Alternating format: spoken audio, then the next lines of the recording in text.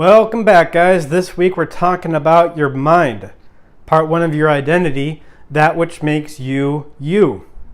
When we're talking about your mind, what we're ultimately talking about is why psychology even exists in the first place. Because you wake up in the morning to do your homework or to do whatever it is you need to do, and you don't want to do it. You procrastinate. What you want to do isn't what you need to do. If it was, then psychology would just be philosophy. It would simply be ethics.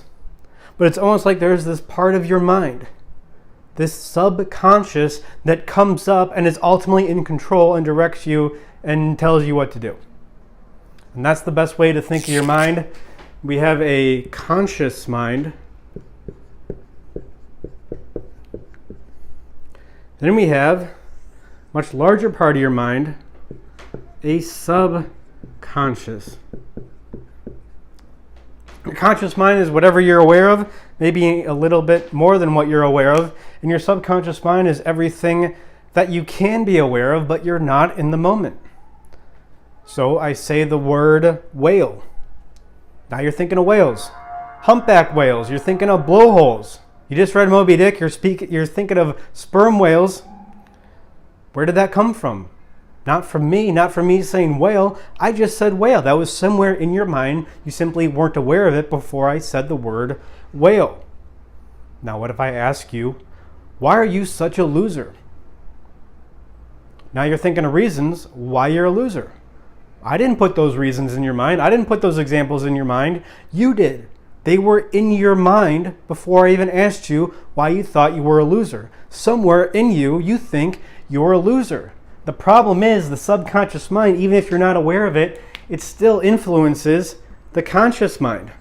This is the main influencer of the conscious mind. So the trick of psychology is to use our conscious mind to influence our subconscious mind. A great example of this, a story from a patient of mine. His name is James Dalton. I'm using his full name because it's a great name. He's a bouncer in New York City. He gets called down to Jasper, Missouri to clean up a bar down there called the Double Deuce.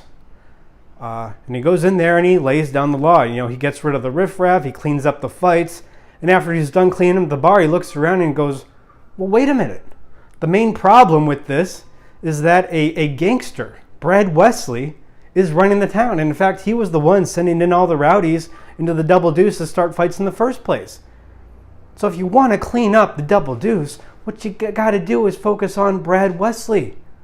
Right? That is represented by the subconscious, also called the irrational part of your mind, supposedly irrational. And this is the rational. This is how it's been called. But this isn't irrational. It just has premises all of its own. It's all about how we understand how the subconscious mind works. So you have to go in and get at and conquer, I guess you could say, figure out at least Brad Wesley, and then the Double Deuce, your conscious mind, it takes care of itself. This is the problem with CBT, is it just hangs out up here in the Double Deuce. Oh, you have this unhelpful thought, let's change the thought. You have this behavior that's really not helpful, let's change the behavior, but it avoids Brad Wesley, that which is ultimately in control. I'm talking about your conscious and subconscious here. And what a problem that a lot of scientifically minded people have with this is they go, oh, subconscious, like what even is that? That doesn't exist. Where does it exist? Therefore, it's not real. This is why a lot of scientifically minded people, high conscientiousness, low openness people get into CBT and they just spend all their lives up here avoiding this mess down here because they go, well, it's not even real. Well, it may not exist physically, although I could point to some parts of the brain, like your hippocampus and your HPA axis. But let's just say it doesn't exist physically. That doesn't mean it's not real. I mean, where's an idea? Are we going to say that ideas aren't real? I mean, what about capitalism or communism? Can you point to capitalism? Can you point to communism? No, but they're still very real, and we can see their reflections in our world. We can see how they manifest in our world, and that's the same thing with the subconscious. It's real, it's somewhere, right? If it wasn't, then psychology, it wouldn't be a field. You guys ever see Cosmos with Carl Sagan? and he talks about a tesseract, which is a three-dimensional representation of a four-dimensional cube. Carl Sagan's trying to explain to us what a four-dimensional cube is, what it looks like, but he can't, right? Because we live in 3 dimensions. So all he can do is show us what a reflection of a four-dimensional cube looks like in 3 dimensions. That's what your subconscious is. This is the 4th dimension. What sometimes people will just call irrational. It's not. We have to understand it. And that's what the emotional diagram is. It's a tesseract through which we can understand the 4th dimension of your subconscious. It's a tesseract through which we can understand the subconscious with our conscious, rational, so to speak, mind. And all psychology is, all it boils down to, mastering your mind, what it boils down to is figuring out how to use your conscious mind to influence your subconscious mind.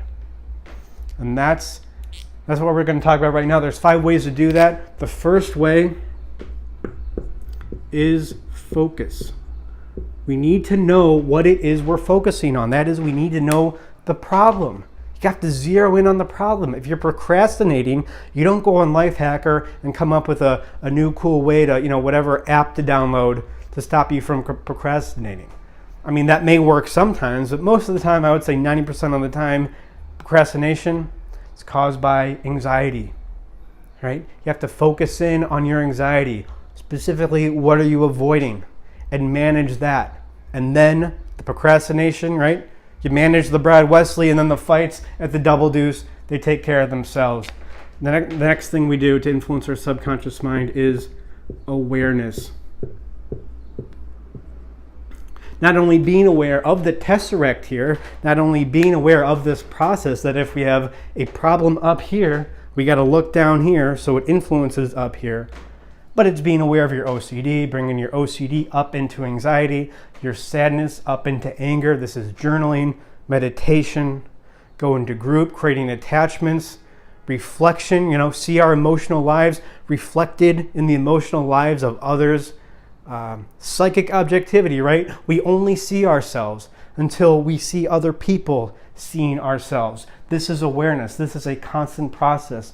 And again, being aware of the conscious and subconscious relationship. Third thing is we regulate. That is turning our anxiety, confronting our anxiety, turning it into confidence or calm. Asserting our anger, turning it into compassion. And we're not becoming confident. We're not becoming compassionate to be confident or compassionate. We're doing it to get in touch with reality. Regulation is this entire process. When I asked you why you're a loser and you came up with reasons, maybe because you don't do anything right. Okay, well, it sounds like we can tease that apart into both the cause of anxiety and anger or sadness. And then we use that. We understand what you need, what you're avoiding, until when I ask you, why are you a loser? You go, what? Can't be talking to me. And that can't be possible. We can't get you to that place. So focus, awareness, regulation. The next thing we do is intention. You do the focus, the awareness, the regulation.